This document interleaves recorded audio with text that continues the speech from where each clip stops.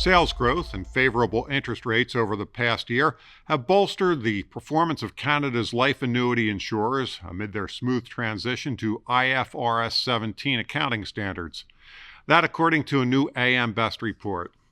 I'm John Weber for AM Best TV, and I'm joined today by AM Best Director Ed Kohlberg, one of the authors of that report, who's here to share some detail and insight into Canada's life annuity market. So, Ed, Canada's life annuity insurers have fully implemented IFRS 17 accounting standards. How did that affect these companies from a capital and financial perspective? Yeah, so IFRS 17 was implemented. The first full year of financial reporting that we saw was for year-end 2023. It was a big task for insurers to implement that. It took a lot of resources and time to get around those changes. The good thing is Canadian insurers did have plenty of time. There were many years of preparation leading up to it. The reason for IFRS 17 was to create global consistency between the Canadian insurers and all other non-U.S. insurers. So the financial impact was pretty muted, pretty minimal for the most part for many companies. When we look at equity, though, if we look at the year-end 2022 restated IFRS 17 amount and the pre-IFRS 17 amount for again 2022 equity, it dropped 24%. Which does sound like a lot. That is a big impact to the equity line.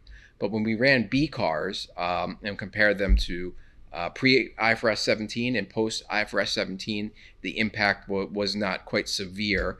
The reason for that is within our available capital, within the model, we are giving 50% credit to the CSM, the contractual service margin, and 50% credit to the risk adjustment. So that helped to offset some of that impact as those additional cushion, the margins were put up under the IFRS 17 rules.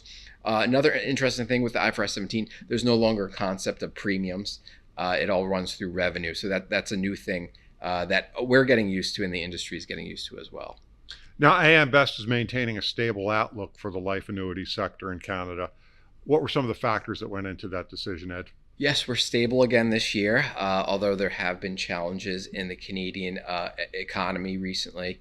The good thing is interest rates, right? Interest rates went up over the last few quarters.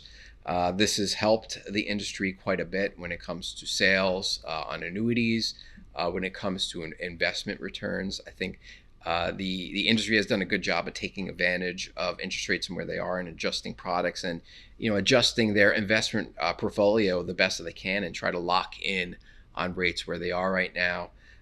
There was, of course, the impacts of unrealized losses that kind of come through and the fair market adjustment that you see in Canada. Other things that helped our stable outlook, capitalization, as I mentioned, it continues to be strong. Liquidity is adequate. ALM, asset liability management, the matching has improved, and companies are managing that very well. I think the interest rate increases do help that. It helps companies further align their assets to their liability duration matching, and again locking in on the higher interest rates is pretty good too. Operating performance, earnings continues to be strong and robust for Canadian insurers. Other thing, the Canadian life insurance industry is very diverse, right?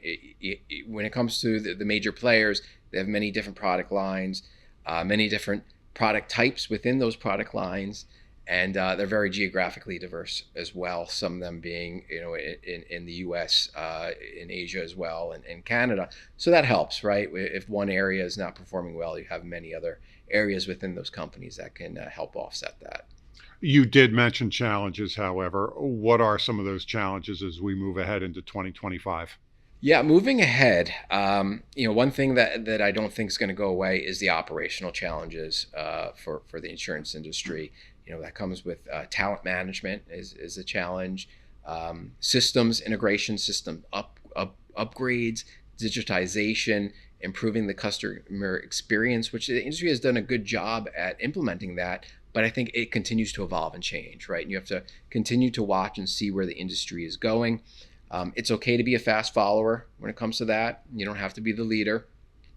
Other challenges, of course, inflation.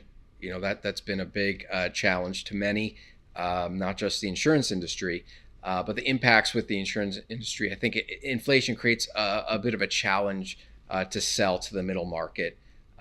Also, inflationary pressures creates additional higher costs as well.